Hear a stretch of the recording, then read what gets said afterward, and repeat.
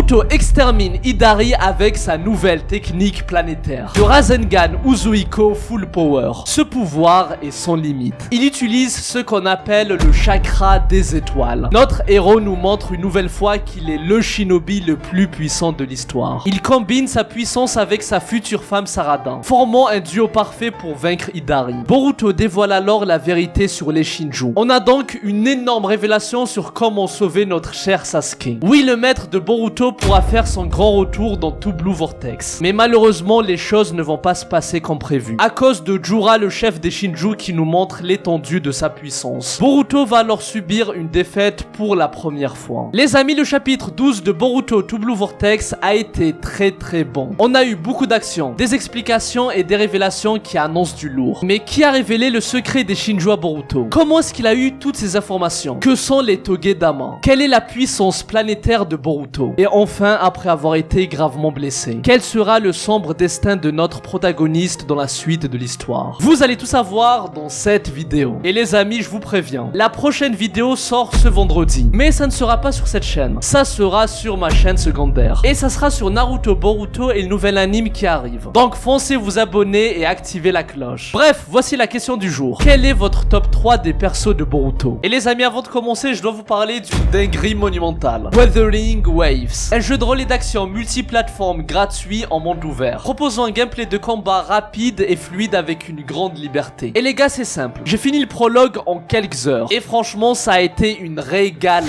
Vous incarnez un personnage amnésique qui va se lancer dans une aventure de ouf. Et regardez-moi ça, mes attaques d'épéiste sont ultra fluides, j'humilie mes adversaires comme Boruto qui Hagar Code. Et sérieusement, c'est extraordinaire. Ça mélange les designs d'animés super beaux et des animations incroyables. Et vous pourrez même vous transformer en monstre. Et il y a de nouveaux échos comme le golem des écailles. Et dans la nouvelle version de Wuthering Waves, il y a un nouveau personnage nommé Changli qui est disponible dès maintenant. Elle est très stylée et surpuissante, avec une attaque spéciale où elle se transforme en phénix. En tant que mentor, elle est gentille, patiente et c'est une leader. En tant que guerrière, elle a un pouvoir de contrôler le feu. Et elle est prête à affronter la destruction pour réaliser son désir. Changli a une histoire incroyable, flamme immortelle. Vous allez l'accompagner pour découvrir son passé mystérieux et détruire les complots ennemis. Donc voilà les amis, foncez au plus vite dans le lien en description pour télécharger Wuthering Waves. Vous aurez des tirages gratuits et vous pourrez rencontrer Changli dès maintenant. Boruto et Sarada combinent leur puissance contre Hidari. Je dois le vaincre pour sauver mon maître. Boruto a sauvé Himawari et Sarada d'une situation critique, mais maintenant il est face à Hidari et il est déterminé à le vaincre. On avait eu Sasuke contre Borushiki, le Boruto maléfique, et maintenant on a l'inverse, Boruto contre Hidari, le Sasuke maléfique. Alors Boruto confie d'abord sa sœur à Konohamaru et il appelle toujours Konohamaru Sensei, même si ce dernier est très frauduleux. Boruto a tout de même gardé le respect qu'il avait envers son premier sensei, mais Boruto n'a pas le temps de discuter car Hidari utilise sa lame tranchante pour le découper. Boruto se défend alors avec son épée et lance son jutsu avec une seule main, Futon Toppa, la déferlante. Il envoie valser Hidari qui décide de se cacher grâce aux marques de griffes qu'il a hérité de Code la fraude. Et là les amis, c'est une dinguerie car déjà Boruto arrive à utiliser un jutsu avec une seule main, un exploit qui est très rare dans le monde shinobi. Kakashi, un jonin avec beaucoup d'expérience, avait dit au début de Naruto qu'il n'avait jamais vu ça de toute sa vie, alors qu'on parle quand même de l'impitoyable Kakashi attaqué, le shinobi aux 1000 jutsu. Mais il y a quelque chose de très important à noter. Ce nouveau jutsu de Boruto est différent du Futon Repusho qu'utilisait Boruto dans la partie 1, comme lorsqu'il a éloigné Naruto dans l'arc Code afin de se faire tuer par Kawaki. Mais non, là il s'agit d'une nouvelle technique qu'il a apprise. Mais là où ça devient intéressant, c'est que ce jutsu n'a été utilisé que par 2 personnes auparavant. Il s'agit de Mitsuki et Orochimaru. Oui les amis, on revient encore au Sannin légendaire. Et donc le Futon Toppa, qui permet à l'utilisateur de libérer un coup de vent afin de détruire tout ce qui se trouve à proximité, a été transmis à Mitsuki par son créateur Orochimaru. Et du coup les amis, encore une fois, on a un indice supplémentaire qui nous montre que c'est un allié, vu qu'il est probable qu'il a même enseigné des nouveaux jutsu à Boruto durant l'ellipse, comme le Futon Toppa. Et je rappelle que Kashinkuji se trouve actuellement dans son repère. Donc comme je vous le dis depuis un an, tout porte à croire qu'Orochimaru fera son grand retour dans tout Blue Vortex, et ça sera en tant qu'allié. Surtout que dans l'anime, c'est Orochimaru qui a vaincu Victor, un des internes de Kara, et il avait l'air d'avoir fait des recherches sur les arbres divins. Donc mis à part Amado, Orochimaru est la personne parfaite pour nous renseigner renseigner sur la nature des Shinju. Tu te pointes au village comme si de rien n'était. As-tu conscience de ta position? Alors Boruto est toujours vu comme le traître qui a tué l'Hokage Naruto Uzumaki. Et Kawaki est le fils du Hokage qui est né et qui a grandi à Konoha. L'emprise de l'omnipotence est loin d'être dissipée. Et Konohamaru est toujours affecté. Il se montre donc agressif envers Boruto. Mais Sarada réussit à le raisonner, en lui disant que si Boruto n'était pas intervenu, Hidari l'aurait dévoré. Konohamaru accepte donc de lui donner des informations sur le fait qu'Hidari utilise les marques de griffes de code. Même si, bon, Boruto vient de voir Hidari utiliser les marques de griffes. Donc, cher Konohamaru, merci pour cette information inutile. Surveille le moindre mouvement de chakra. Boruto demande à Nishi de l'équipe de détection de le prévenir du moment qu'il va sentir du chakra émaner des marques de griffes. Mais le Jonin refuse en le qualifiant de traître. Alors là, les amis, c'est trop. Il faut qu'on ouvre un dossier sur cet énergumène. Parce que déjà, il faut savoir que Nishi est un Jonin incapable. C'est la fraude qui a laissé Kawaki quitter Konoha durant l'arc Code. Et je rappelle que c'est ça qui a mené à la mort de Boruto sous les yeux de son père Naruto. Et cet abruti, lorsque Boruto a remis en doute sa surveillance pour convaincre Naruto sur la fuite de Kawaki, Nishi avait affirmé que Boruto était en train de mentir. Il a osé faire le mec qui était sûr de lui, alors qu'il était complètement out. Et franchement, c'est vraiment dommage de voir ce genre de perso osef à l'écran, au lieu de mettre en avant des Kakashi, Tsunade, Rock Lee ou d'autres ninjas de l'ancienne génération. Et je rappelle que ce mec est tellement bête que lorsque Naruto s'est fait capturer par Jigen, après avoir fouillé la maison de Uzumaki, il dit à Shikamaru: j'ai trouvé un objet suspect. Et les amis, devinez de quoi il s'agit. C'était en fait le vase de la petite Himawari. Non les gars, mais ce mec est sacrément bête. Mais bref, Sumire prévient Boruto que Sarada est la cible d'Hidari. Cela a un rapport avec le fait que papa a été changé en arbre. Alors, au vu de ces techniques et du lien qu'il a avec elle, Sarada fait le rapprochement entre Hidari et son père Sasuke. Le fait que ce dernier soit prisonnier dans un arbre a conduit à la naissance d'Hidari. Boruto révèle qu'il est né à partir du chakra de son maître. Konohamaru réalise alors que Moege a subi le même sort, ayant elle aussi une alter ego nommée Matsuri. Alors Boruto ne donne pas toute l'explication, mais il dit que dans un premier temps, pour sauver Sasuke, il faut vaincre Hidari. Konohamaru pose alors une question très pertinente. Comment as-tu eu toutes ces informations? Mais les amis, on ne va pas avoir de réponse de la part de Boruto, qui va détourner le sujet. Et ça nous mène donc à la conclusion qu'il souhaite cacher sa source d'information, et a donc encore des choses qu'il garde secret. En tout cas, il y a deux possibilités. Soit Boruto a vu le futur avec le Byakugan de Momoshiki, soit il s'agit d'une tierce personne qui lui a expliqué. Mais je parlerai de ça plus tard. Il y a une réaction de chakra sur la marque de griffe. Alors les amis, Nishi, le Jonin incapable, va commencer à paniquer et crier comme un taré dès qu'il va ressentir du chakra ennemi. Mais Boruto, tranquille, pépère comme d'hab, va lui demander de se calmer. Parce que là, franchement, il devenait gênant. Ah oui, sinon, j'ai beaucoup aimé Boruto dans ce chapitre. Et franchement, il est en train de carry le game. Il se montre réfléchi, imperturbable. Il garde son sang-froid. Il protège les personnes qui lui sont chères. Et il est focus pour abattre l'ennemi, afin de sauver son maître. Il dit même à Konohamaru de rester concentré, sinon il risque de se faire tuer. Non les amis, c'est abusé, même son ancien sensei c'est devenu son petit. Bref, une armée de mini-jubi va apparaître. Boruto décide donc de faire équipe avec Sarada pour les exterminer. Il va donc nous montrer une démonstration de sa puissance d'épéiste, avec son Kenjutsu style Uchiwa, qu'il a hérité de son maître Sasuke. Une technique spécialisée dans la vitesse des coups, dont l'objectif est de trancher sa cible dès que l'épée est dégainée. Boruto élimine alors plusieurs mini-jubi. Mais entre-temps, Sarada va se faire attaquer. Et alors qu'elle essaye de riposter, il va y avoir Hidari qui va apparaître. Ce dernier va alors tenter de la dévorer. Mais Boruto va riposter. Il lance un shuriken pour ensuite se téléporter avec l'Iraishin et lui balance un Rasengan sur son dos. Et je vous expliquais que l'Iraishin de Boruto fonctionne différemment de celui de Minato. De ce qu'on a vu pour l'instant, Boruto marque des objets et non des personnes. On l'a vu se téléporter sur son épée, sur ses shurikens, ou encore sur son pendentif que portait le crapaud de Kashin Koji. Et vous voyez qu'à chaque fois c'était des objets. Ah oui, j'avais aussi bien aimé le clin d'œil qu'il y a eu au combat de Minato contre Obito, avec Minato qui lance l'Iraishin et lui balance un Rasengan. Et là Boruto il a fait la même chose que son grand-père mais contre Hidari. Mais malheureusement ce dernier va réussir à s'échapper. Il va donc se réfugier dans la dimension où les Shinju sont regroupés dans le chapitre 5. Et il se régénère grâce aux racines de l'arbre. Et franchement j'aime bien le fonctionnement de sa régénération. On va dire que c'est original comme concept. Et ça change de ce qu'on voit habituellement, avec des régénérations instantanées. Parce que là en soi il est obligé de revenir dans cette dimension. Et du coup ça permet de créer des stratégies, afin de l'empêcher de s'échapper la prochaine fois. Et c'est pour ça que Boruto va décider d'utiliser sa technique planétaire. Mais avant ça, de l'autre côté, on a Kawaki et Delta qui observent Juran. Qu'est-ce qu'il fait en restant immobile? Kawaki prend la décision de ne pas l'attaquer, car il sait qu'en 1 contre 1, il n'a aucune chance. Vu que je rappelle qu'il s'était quand même fait one shot il y a pas si longtemps que ça. Alors oui les amis, c'est une mentalité de lâche. Mais moi perso, j'aime bien quand les persos réfléchissent d'eux-mêmes et ne foncent pas tête baissée pour jouer les héros. Parce que là en soi, il analyse bien la situation et cherche le moyen de se débarrasser de ses ennemis sans avoir à faire un sacrifice inutile. Et comme on le verra plus tard, Kawaki va se montrer très efficace. Lâche mais efficace. Où se trouve Himawari et l'équipe 10? L'unité de détection va informer Delta et Kawaki qu'Himawari est sain et sauf aux côtés de Boruto, Sarada et Konohamaru. Tandis que l'équipe 10 se rend à la ville nouvelle. Et les amis, je suis sûr que 95% d'entre vous ne savent pas de quoi il s'agit. En fait, pour ceux qui ne le savent pas, il s'agit des buildings qu'on voit derrière les visages de Hokage, que ce soit à la fin de Naruto ou dans Boruto. C'est le quartier industriel, la zone moderne du village, avec par exemple la grande tour qui représente la compagnie Kaminarimon, du père de Denki, la plus grosse fraude de sa génération. Et c'est cette compagnie qui a créé le convoi éclair, qui est maintenant utilisé pour se déplacer dans le pays du feu d'un village à un autre. Mais bref, il est temps de passer aux choses sérieuses. Boruto dévoile sa nouvelle technique, puissance maximale. Je vais l'abattre en un seul coup. Boruto décide d'utiliser l'Uzuiko en puissance maximale. Et il affirme que cette attaque va one-shot Hidari. Il nous explique que ce jutsu utilise la force centrifuge de rotation et de révolution des planètes. J'appelle ça le chakra des étoiles. Les amis, disons les termes, on est devant une dinguerie monumentale en termes de puissance. Ce jutsu est extrêmement cheaté. Il est overpowered. Et pour l'Uzuiko, j'ai déjà expliqué le fonctionnement. Mais ce qu'il faut retenir, c'est que ça plonge sa cible dans un état constant de vertige. Et en plus de ça, l'Uzuiko donne un boost de puissance destructrice au Rasengan de Boruto. Par contre les amis, comme l'a dit Itachi, chaque technique a une faiblesse. Et l'Uzuiko ne fait pas exception. Ce jutsu a deux points faibles. Déjà, Boruto doit charger son attaque. Et pendant ce temps, il doit garder ses jambes en contact avec le sol. Il est donc incapable de voler. Du coup, si un adversaire comme Kawaki ou Jura vole dans les airs et lui balance des attaques à distance, Boruto sera obligé d'annuler son Uzuiko, vu qu'il devient vulnérable pour ses adversaires. La puissance de l'Uzuiko est sans limite. Par contre, du moment qu'il a le temps pour charger son attaque, ce jutsu reste extrêmement dangereux. Boruto demande alors à Sarada de lui faire gagner du temps. Mais Hidari apparaît derrière elle, pour lui lancer du Raiton comme dans le dernier chapitre. Mais cette fois-ci, Konohamaru va contrer son attaque, avec le Rasen Shoheki, le Rasengan protecteur. Voilà, c'est ça le Konohamaru qu'on veut voir. C'est ça le gamin qui à 12 piges a battu un des 6 Pain. Et grâce à ça, on a le retour de la Team 7. Même si bon, il n'y a pas Mitsuki. Mais quand même, on a Konohamaru, Boruto et Sarada, qui unissent leurs forces et leurs capacités pour vaincre Hidari. Konohamaru dans un rôle de support, Sarada qui attire l'ennemi, et Boruto pour lui donner le coup de grâce. Par contre, Boruto va demander à Konohamaru d'aller protéger Himawari. Mais ce dernier nous montre qu'il a du caractère, et que c'est lui qui choisit ses priorités. Et à l'heure actuelle, l'objectif c'est d'éliminer Hidari au plus vite. Mais ce dernier profite d'un moment d'inattention pour choper Sarada. Mais elle réagit parfaitement avec le Chidori Nagashi, le flux des 1000 oiseaux. Un ninjutsu créé par son père qui permet de lancer une décharge électrique. Et les amis, c'est important à noter que Sarada a pris de nouvelles variantes du Chidori, sans avoir besoin de Sasuke comme maître. Et franchement, ça c'est fort. Elle a perfectionné des techniques shinobi, et elle a pris de nouvelles capacités. Par contre, moi je suis impatient comme tout le monde de voir les pouvoirs de son Mangekyo Sharingan. Et si vous voulez une vidéo sur ce sujet, dites-le moi dans les commentaires. Bref, Sarada électrocute Hidari et l'envoie vers Boruto. Ce n'est pas complètement au point, mais je n'ai pas le choix. Boruto n'a pas eu le temps de charger l'Uzuiko à 100%, mais il décide quand même de balancer son attaque sur Hidari. Rasengan Uzuiko. Une énorme tornade envahit alors Hidari, et il se fait détruire tous les membres de son corps. Il finit en miettes. Les amis, on a devant nous une démonstration de puissance de la part de Boruto, qui nous montre encore une fois que c'est lui le boss. Il ne rigolait pas lorsqu'il disait à Code que te tuer serait facile, parce qu'avec l'Uzuiko, s'il avait chargé à puissance maximale, ça aurait réduit Code en poussière. Et les amis, imaginez un peu Borushiki utiliser le boost du Kama et balancer un Uzuiko beaucoup plus puissant. Je vous préviens encore une fois, ça va être historique. D'ailleurs, cet Uzuiko ressemble énormément à la tornade qui entourait Shibai Otsuki lorsqu'Amado a présenté son niveau divin. Donc Boruto a peut-être un pouvoir du dieu Otsuki. Mais j'en parlerai une autre fois. Ah oui, sinon ce que j'aime énormément chez Boruto, C'est tout simplement qu'on a devant nous un ninja complet. Il maîtrise le Kenjutsu, style Uchiwa qu'il a appris de Sasuke. Il maîtrise l'Iraishin de son grand-père Minato. Il a plusieurs techniques de Raiden comme le Shiden Flash Violet. Plusieurs techniques de Futon comme le Futon Toppa. Et en plus de tout ça, il a plusieurs variantes du Rasengan. Dans l'Uzuiko, le Rasengan le plus dangereux de tous les temps. Bref, on a eu un duo parfait entre Boruto et Saradan. Le disciple et la fille du grand Sasuke Uchiwa qui s'entraident pour vaincre son alter ego. Et ça, c'est beau. Hidari, quant à lui, a été cataclysmique. Que ce soit dans ce chapitre ou le dernier. Il s'est fait malmener dans tous les sens. Alors que normalement, il est censé être beaucoup plus fort que ce qu'il nous a montré. Mais les amis, tranquille, ça reste compréhensible. Parce que les Shinju sont comme des nouveau-nés, qui maîtrisent donc mal leur puissance. Comme lorsqu'il avait utilisé bêtement son Chidori imparfait. Par contre, les choses ne vont pas se passer comme prévu. Boruto révèle la vérité sur Sasuke et les Togedama. J'en ai besoin pour sauver le maître. Hidari survit car l'Uzuiko n'était pas encore finalisé. Il commence alors à se régénérer et tente de s'échapper via les marques de griffes. Mais tout d'un coup, les marques vont disparaître. Il s'agissait en fait du Sukuna Ikona qui les a rétrécis. Oui, il s'agit de Kawaki qui entre en scène. Il déjoue le plan d'évasion d'Hidari et le chope avec sa main. T'as l'air de souffrir. Je vais te soulager. Kawaki extermine Hidari et cette fois-ci, il le réduit en poussière. Et les amis, j'ai vraiment très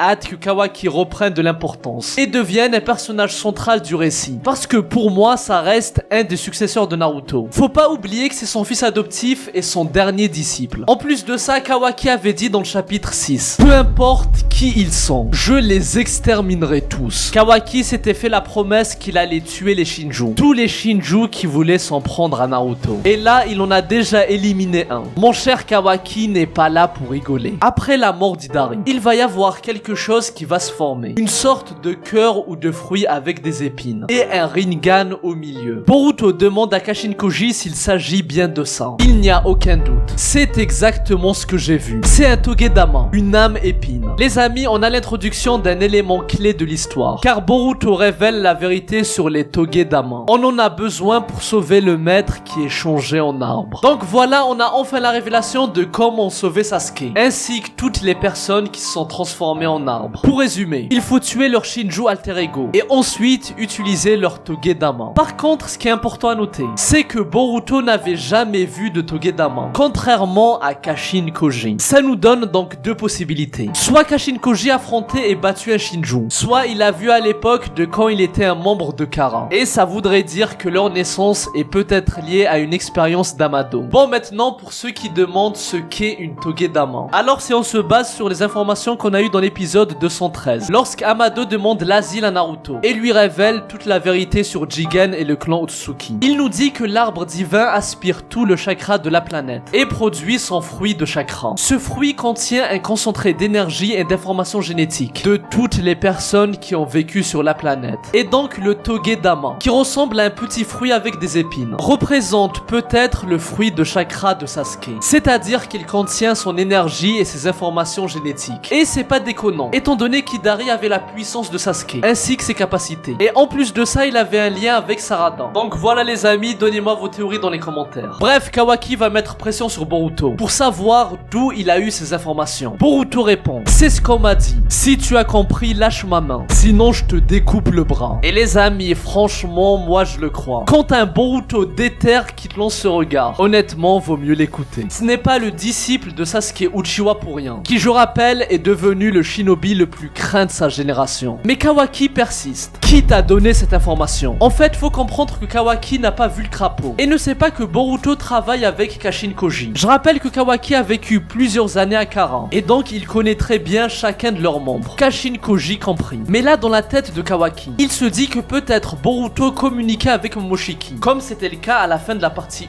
1. Et c'est un élément clé qui lui a fait péter les plombs et l'a poussé à passer à l'action, avec l'emprisonnement de Naruto Hinata et le rush pour tuer Boruto, afin de se débarrasser de Momoshiki. Donc, encore une fois, du point de vue de Kawaki, son entêtement est totalement compréhensible. Mais c'est là que le drame va arriver. La défaite de Boruto et Sarada blessés sous ses yeux. Boruto Otsutsuki, j'ai décidé que tu allais mourir. Depuis le chapitre 5, lorsque Boruto a vu Hidari pour la première fois, il savait que s'il réussissait à le vaincre, il pourrait sauver son maître. C'est pour ça qu'il ne voulait pas quitter la dimension de code, malgré le danger et les avertissements de Kashin Koji. Il ne voulait pas partir, car il souhaitait à tout prix extraire extraire le Togedama d'Hidari afin de sauver Sasuke. Et alors qu'il avait enfin réussi son objectif, Boruto se fait transpercer et va finir à terre. J'ai raté ses organes vitaux. Les amis, écoutez cette dinguerie. En fait, Jura se trouvait en dehors de Konoha, mais il a quand même réussi à atteindre Boruto à une distance énorme, avec une Bijudama compressée, qui forme un laser tranchant. Jura nous montre qu'il n'est pas le chef des Shinju pour rien. Il s'agit actuellement de l'antagoniste le plus dangereux. Sarada va ensuite tenter de récupérer le Togedama, car elle veut sauver son père. Mais Jura va l'empêcher, en transperçant son bras avec un nouveau laser. Perso, je pense que Jura aurait pu tuer Sarada, mais il ne l'a pas fait, car si jamais Hidari revient à la vie, son but sera toujours de la dévorer. Donc Sarada reste une cible précieuse qu'il ne faut pas tuer. Bref, Jura va récupérer la Togedama, et va montrer qu'il passe aux choses sérieuses. Boruto est déjà au courant pour les Togedama. Il est plus dangereux que je ne le pensais. Seul Kawaki sera utilisé comme sacrifice. Boruto Otsutsuki, j'ai décidé que tu allais mourir. Et les amis, encore une fois, j'ai eu des frissons. De toute façon, du moment qu'on appelle Boruto Otsutsuki, ça annonce du lourd. Sinon, il y a un nouveau parallèle qui est fait entre Boruto Kawaki et Naruto Sasuke. En fait, lors du combat contre Jigen, l'Otsutsuki va dire: celui que je dois tuer en premier, c'est toi, Sasuke Uchiwa. Et là, Jura dit quelque chose de similaire à Boruto, montrant encore une fois que le parallèle c'est Kawaki égale Naruto et Boruto égale Sasuke. Bref, Boruto se retrouve au sol, 2 ans après avoir perdu son maître. Il était tout proche de pouvoir le sauver, mais il a encore échoué, et il doit se sentir très mal vis-à-vis de ça. Il s'agit encore d'une épreuve de souffrance pour Boruto. Ses malheurs sont loin d'être finis. Voilà les amis, j'espère que ça vous a plu. La prochaine vidéo sera sur ma chaîne secondaire, et elle va sortir ce vendredi. Donc allez vous abonner et activer la cloche. Moi je vous dis à très bientôt, et que la paix soit sur vous. Eru, Psy, Konkuru.